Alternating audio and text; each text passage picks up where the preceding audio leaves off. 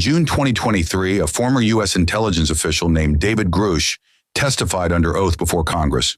He said that the United States government has in its possession non-human craft, not debris, not fragments, intact vehicles of non-human origin. He said that this program is being run outside of congressional oversight, that it is funded through a mechanism that bypasses standard appropriations, and that the people running it have committed federal crimes to keep it secret. He said this under oath, before Congress, on camera. That was not a fringe claim made on a podcast. It was sworn congressional testimony. And yet 3 weeks later, most people had moved on. Here's what they moved on from. The UAP Disclosure Timeline matters because it shows a pattern, not a single moment. In 2017, the New York Times published the first confirmed report of the Pentagon's Advanced Aerospace Threat Identification Program, a secret program studying UAPs that had officially been denied for years. The Pentagon's response was to confirm it existed and say it had been shut down. It had not been shut down. In 2020, the Pentagon formally released 3 UAP videos taken by Navy pilots, the Tic Tac, the Gimbal, and the Go Fast, and officially confirmed them as unidentified, the same videos they had denied for 3 years. In 2021, the Office of the Director of National Intelligence released a UAP report. It covered 104 incidents. It explained one.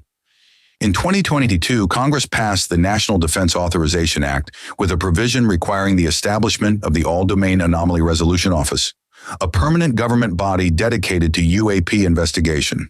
In 2023, Grusch testified. In 2024, the AARO, the All-Domain Anomaly Resolution Office, released its first historical report.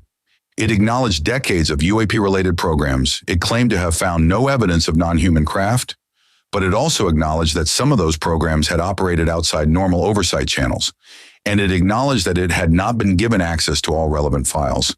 An agency whose entire purpose is UAP investigation acknowledged it doesn't have access to everything. Let's talk about what the pilot said. Commander David Fravor, a 20-year Navy veteran and former commanding officer of the Black Aces Squadron, encountered the Tic Tac UAP in 2004 off the coast of San Diego. He described a craft approximately 40 feet long, white, with no wings, no exhaust, no visible propulsion system. It demonstrated acceleration and maneuverability that he described as well beyond the laws of physics as I understand them. When he maneuvered his FA-18 toward it, it matched his movements instantly, then accelerated away faster than anything he had ever seen, and appeared simultaneously on radar 60 miles away. He reported this through official channels. He was told to fill out a standard form and not discuss it. Lieutenant Commander Alex Dietrich, who was with Fravor during the encounter, confirmed his account in independent interviews. She said she had never seen anything like it in 18 years of flying. The object they encountered had been tracked by the USS Princeton's radar for 2 weeks before the intercept. The radar systems had been recently upgraded, which is why the Princeton could track it when older systems couldn't. The USS Princeton's technicians who upgraded the radar system were told by a classified contractor that the radar anomalies they were seeing were not to be discussed. That contractor's name has never been publicly identified. Here's where the Grusch testimony becomes significant beyond the headline. Grusch didn't just claim the government has craft, he named specific contractors, Lockheed Martin's Skunk Works division, among others, as being involved in reverse engineering programs. He claimed these programs are funded through special access programs that even senior Congressional Oversight Committee members cannot access without a specific clearance that most of them don't have. He was not alone. Retired Major General Neil McCaslin, who ran the Air Force Research Laboratory, has stated in on-record interviews that he believes the U.S. government has possession of materials of non-human origin.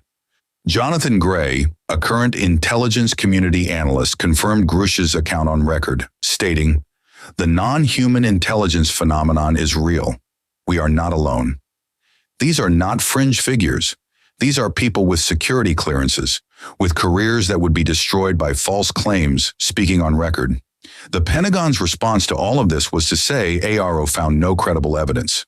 But AARO's own report acknowledged it doesn't have access to everything. And AARO's director, Dr. Sean Kirkpatrick, resigned in 2023. His resignation letter, partially leaked to the debrief, contained language describing institutional obstruction of the office's investigation. Here's where we are in 2026. We have confirmed government UAP programs running outside congressional oversight.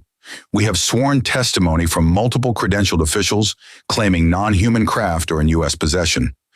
We have a government investigation office that acknowledges it doesn't have full access to the files it was created to investigate. The official position is still, we found nothing conclusive, but nothing conclusive and nothing are not the same thing. The pilots saw something. The radar tracked something. The technicians were told not to talk about something. What that something is, we don't know with certainty, but we know more than the official position acknowledges. And the gap between what officials say privately and what they say publicly is getting harder to explain. We're going deeper on David Grusch's testimony next. The specific contractors he named, the funding mechanism he described, and what happened to the investigation after he testified. Subscribe. Drop your questions in the comments. Hey, Sharon.